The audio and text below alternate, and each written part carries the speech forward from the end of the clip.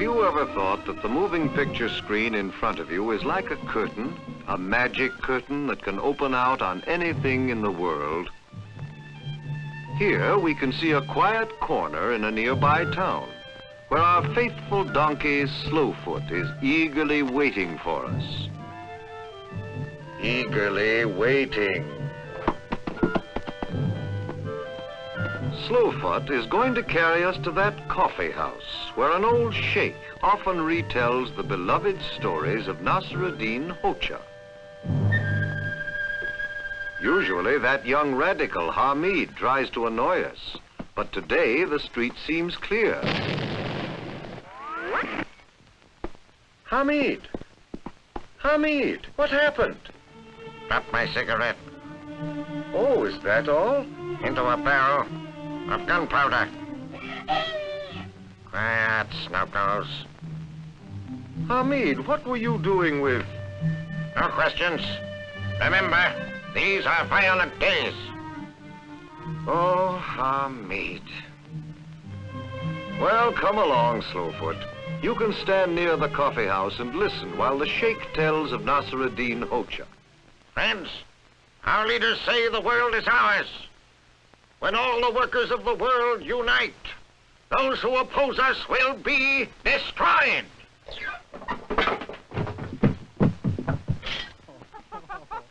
If you are not destroyed first.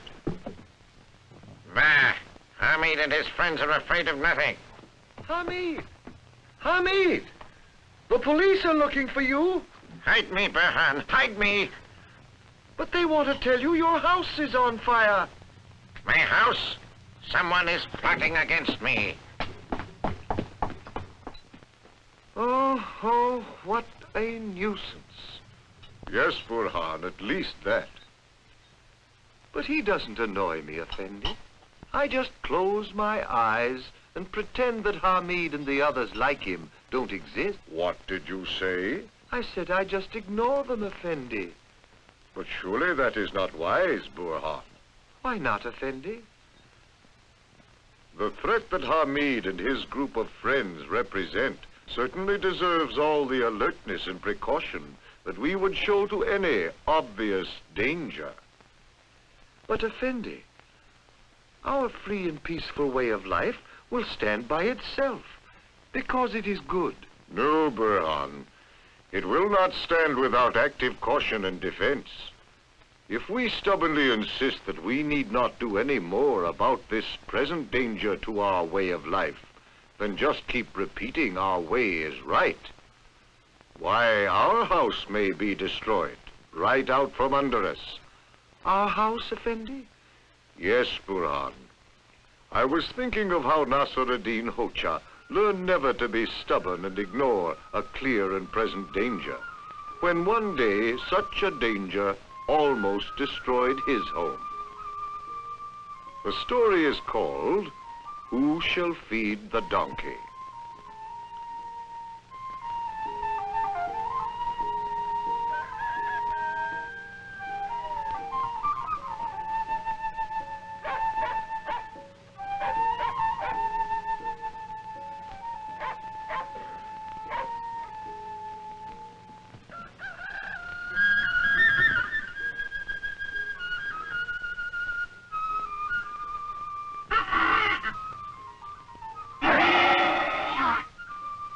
One morning, Nasr-ed-din Hodja was awakened by the hungry braying of his donkey.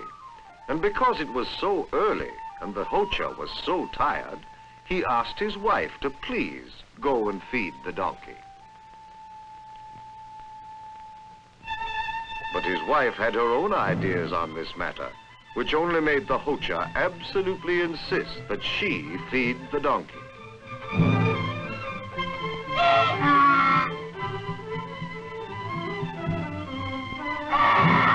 This was just the beginning of a very spirited discussion that lasted for most of the morning.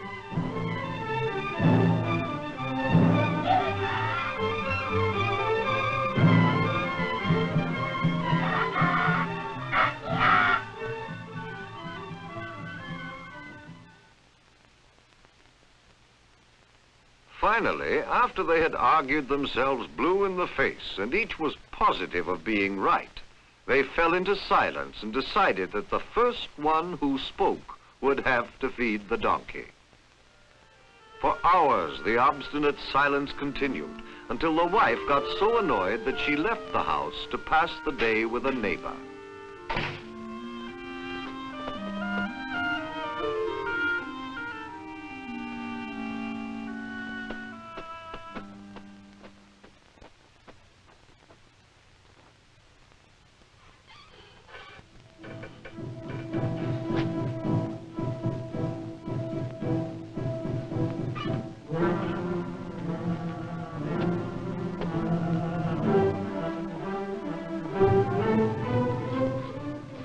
It also happened on this eventful day that a sneaky burglar decided to make a clean sweep of the Hodja's house, and not with a broom.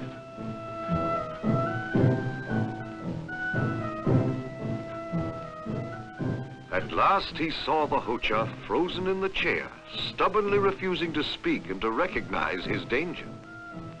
For a moment he wondered, and then the burglar decided, the old geezer must have had a stroke. What a day this is going to be for me.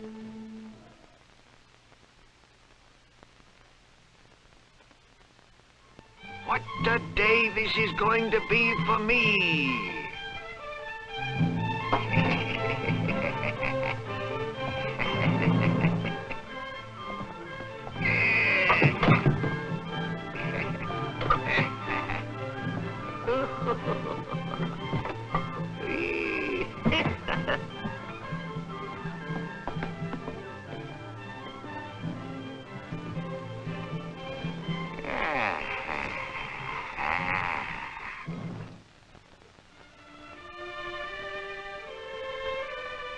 Blissfully unaware of all that was happening at home, the Hodja's wife began to feel sorry for her obstinate husband. The stubborn fellow will die of hunger rather than give in. At least I'll send him some soup.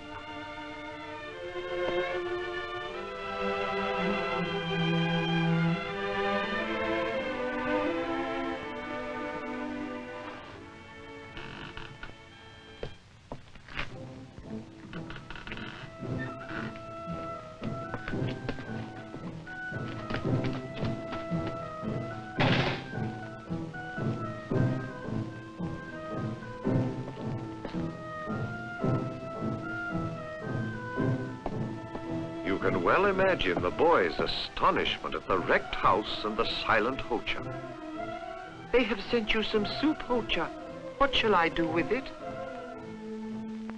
Still refusing to help himself by breaking the silence, the Hodja tried to make the boy understand that the house had been robbed and that his wife ought to return at once. But the Hodja's actions were so odd, the boy didn't understand at all.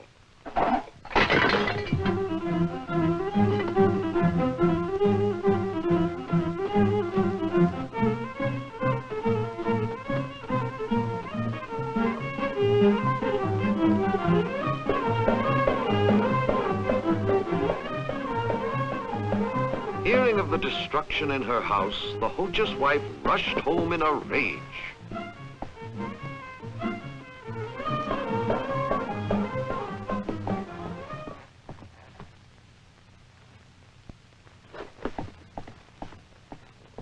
Hodja, what is the meaning of all this?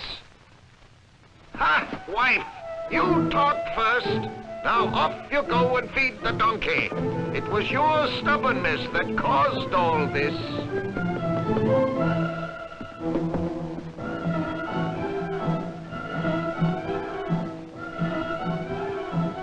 But no matter who was to blame, the Hodja had learned his lesson. Never again would he stubbornly refuse to recognize the threat of danger when it came into his life.